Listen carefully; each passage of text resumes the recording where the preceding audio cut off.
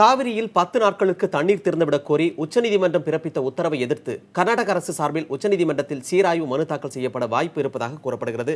இது தொடர்பான தகவல்களை நமது டெல்லி செய்தியாளர் நிரஞ்சனிடம் கேட்கலாம். நிரஞ்சன், கர்நாடக அரசு சார்பாக உச்சநீதிமன்றத்தில் இன்றைக்கு மனு தாக்கல் செய்வதற்கான வாய்ப்பு இருக்கா? நிச்சயமாக மணிமாறன், அதாவது செப்டம்பர் 5ஆம் தேதி உச்சநீதிமன்றம் ஒரு மிக முக்கியமான உத்தரவினை இந்த காவிரி விவகாரத்தில் அளித்திருந்தார்கள். அதாவது இந்த காவிரியிலிருந்து ஒரு வினாடிக்கு 15,000 கன அடி வீதம் 10 நாட்களுக்கு தமிழகத்திற்கு தண்ணீர் திறந்துவிட வேண்டும் என்பது அந்த உத்தரவாக இருந்து வருகின்றது. இதனை எதிர்த்து தான் இன்றைய தினம் உச்சநீதிமன்றத்தில் அவர்கள் சீராய்வு மனு தாக்கல் செய்வார்கள் என்று எதிர்பார்க்கப்படுகின்றது. ஆனால் இந்த மனுவினை தாக்கல் செய்வதற்கான வாய்ப்பானது தற்பொழுது குறைந்து வருகிறது என்றுதான் கூற வேண்டும். ஏனென்றால் நேற்றைய தினம் பெங்களூருவில் நடைபெற்ற அனைத்து கட்சி கூட்டத்தில் இந்த முடிவானது எடுக்கப்பட்டிருந்தது. ஆனால் இதில் நிறைய சட்ட ரீதியிலான சிக்கல்கள் இருந்து வருகின்றது. பொதுவாக சீராய்வு மனு என்பது ஒரு நீதிமன்றத்தின் உத்தரவிற்கு எதிராக தாக்கல் செய்ய வேண்டியது.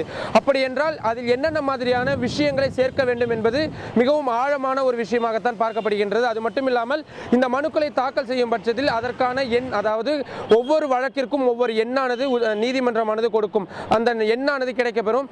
சீராய்வு மனுக்களை நீதிபதிகள் எப்பொழுது வேண்டுமானாலும் எடுத்துக்கொள்ளலாம் என்ற ஒரு சூழ்நிலை இருக்கின்ற வேளையில் இது தொடர்பாக சம்பந்தப்பட்ட நீதிபதி தீபக் மிஸ்ரா மற்றும் யூ லலித் முன்னிலையில் கர்நாடக அரசு ஒரு கோரிக்கை வைக்க வேண்டும். அதாவது தங்களது இந்த சீராய்வு மனுவினை, அதாவது இந்த மாடிஃபிகேஷன் என்று சொல்லப்படக்கூடிய சில மாற்றங்களை கோரியிருக்கக்கூடிய இந்த மனுவினை நீங்கள் உடனடியாக விசாரணைக்கு எடுத்துக்கொள்ள வேண்டும் என்ற ஒரு மிக முக்கியமான கோரிக்கையை வைக்க வேண்டும்.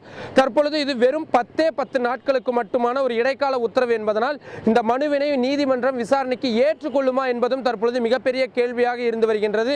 அவ்வாறு இந்த மனுவானது நிராகரிக்கப்படும் பட்சத்தில் வருகின்ற செப்டம்பர் 16ஆம் தேதி உச்சநீதிமன்றத்தில் மீண்டும் இந்த வழக்கானது விசாரணைக்கு வரும் பொழுது கர்நாடக அரசிற்கு அது நிறைய சிக்கலை ஏற்படுத்தும். 10 நாட்களுக்கு நீங்கள் தான் ஒத்துக்கொண்டீர்கள், 10,000 கன அடி வீதம் தண்ணீர் தருவதற்கு நாங்கள் தயாராக இருக்கிறோம் என்று கூறினீர்கள். நாங்கள் இரண்டு தரப்பிற்கும் சமாதானம் செய்யும் வகையில் தான் 15,000 கன அடி தண்ணீரை நீங்கள் 10 நாட்களுக்கு தாருங்கள் என்று உத்தரவிட்டிருக்கிறோம். அதை கூட அமல்படுத்த முடியாமல் நீங்கள் எதற்காக அதனை எதிர்த்து நீங்கள் மனு தாக்கல் செய்திருக்கிறீர்கள் என்ற ஒரு நிச்சயமான ஒரு கேள்வி எழுக்கக்கூடிய ஒரு சூழ்நிலை இருப்பதன் காரணமாக தற்பொழுது நிறைய சட்ட ரீதியிலான இது மாதிரியான சிக்கல்கள் இருந்து வருவதால் தற்பொழுது கர்நாடகத்தின் அந்த லீகல் அட்வைசரி கமிட்டியானது தற்பொழுது சம்பந்தமாக மிக விரிவான ஒரு ஆலோசனை நடத்தி வருகின்றார்கள்.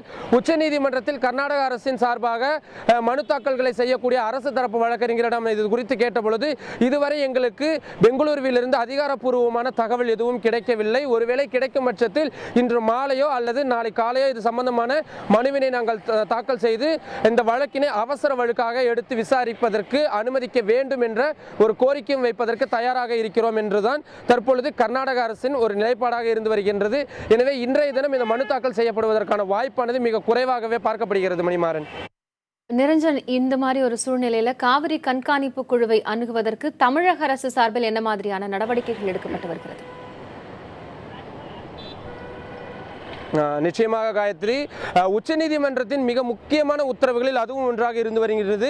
3 நாட்களுக்குள் தமிழக அரசானது காவிரி கண்காணிப்பு குழுவினை அணுக வேண்டும் என்பது மிக முக்கியமான உத்தரவாக இருந்து வருகின்றது. அதன் அடிப்படையில் இன்றோ அல்லது நாளையோ நிச்சயமாக தமிழக அரசானது காவிரி கண்காணிப்பு குழுவினை அணுகி ஆக வேண்டிய ஒரு சூழ்நிலை ஏற்பட்டிருக்கின்றது. நேற்று இதற்காகத்தான் தலைமைச் செயலாளர் மற்றும் வாட்டர் டிபார்ட்மெண்ட் செக்ரட்டரி ஆகியோரிடம் தமிழக முதல்வர் ஜெயலலிதா அவர்கள் மிக தீவிரமான ஒரு ஆலோசனை நடத்தியிருக்கின்றார். அந்த ஆலோசனையில் தமிழகத்திற்கு தேவையான தண்ணீரை கிடைக்க பெற்றாக வேண்டிய ஒரு சூழ்நிலை இருக்கின்றது. காவிரி கண்காணிப்பு குழுவிடம் இது குறித்த ஒரு மிக முக்கியமான ஒரு வேண்டுதலையும் வலியுறுத்தலையும் நீங்கள் வைக்க வேண்டும் என்ற கோரிக்கை வைக்கப்பட்டிருக்கின்றது.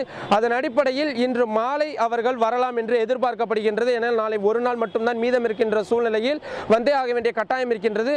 ஆனால் தற்பொழுது தமிழகத்தின் அதிகாரப்பூர்வ இல்லமாக தற்பொழுது டெல்லியில் இருக்கக்கூடிய அந்த இல்லத்தில் தற்பொழுது வரை எந்த விதமான அதிகாரிகளும் வருவதற்கான எந்த விதமான அறிகுறியும் தற்பொழுது இல்லை. தமிழக அரசிடமிருந்து இதுவரை எந்த விதமான அதிகாரப்பூர்வ அறிவிப்பும் அவர்களுக்கு கிடைக்கப்பெறவில்லை என்ற ஒரு தகவல் தான் கிடைத்திருக்கின்றது.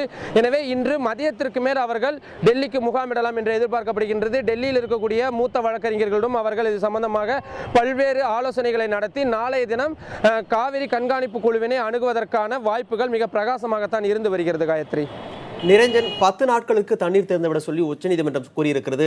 இந்த தீர்ப்பு வெளியான உடனே நீங்கள் குறிப்பிட்டிருந்தீர்கள் இது ஒரு இடைக்கால வெற்றி என்று. 10 நாட்கள் பிறகு தொடர்ந்து தமிழகத்திற்கு தண்ணீர் கிடைக்குமா என்பது குறித்த வாய்ப்பு இருக்கா?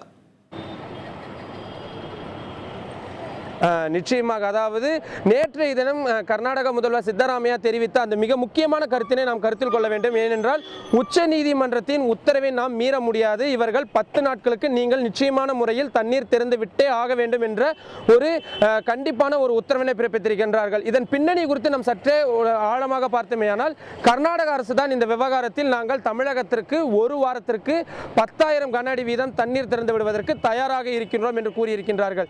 தமிழக அரசு 20,000 கன அடி வேண்டும் என்று கேட்டிருந்தார்கள். இவர்கள் இருவருக்கும் எந்தவிதமான சச்சரவுகளும் ஏற்பட்டுவிடக் கூடாது என்பதன் காரணமாகத்தான் 17,000 கன அடி வீதம் நீங்கள் ஒரு வினாடிக்கு ஒரு நாள் முழுவதும் நீங்கள் திறந்துவிட வேண்டும், 10 நாட்களுக்கு திறந்துவிட வேண்டும் என்று கூறியிருக்கின்றார்கள். எனவே கர்நாடக அரசு ஒத்துக்கொண்ட ஒரு விஷயத்தை தான் தற்பொழுது உச்சநீதிமன்றம் சற்று கூடுதலாக அவர்கள் தெரிவித்திருக்கின்றார்கள். எனவே இந்த விஷயத்தில் கர்நாடக அரசு பின்வாங்குவதற்கான வாய்ப்பு என்பது மிக மிக குறைவாகத்தான் இருக்கின்றது.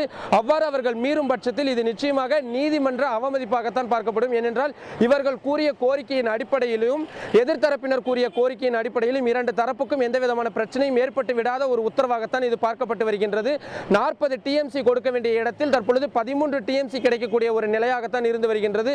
ஆனாலும் கூட இது ஒரு இடைக்கால உத்தரவாக பார்க்கப்படுவதன் காரணமாக தமிழக அரசும் இதில் மிகப்பெரிய எந்த விதமான எதிர்ப்பும் தெரிவிக்காத காரணத்தால் கர்நாடக அரசு இந்த விவகாரத்தில் நிச்சயமாக அடுத்த 10 நாட்களுக்கு தண்ணீர் திறந்து விட்டே ஆக வேண்டிய ஒரு சூழ்நிலை ஏற்பட்டிருக்கின்றது.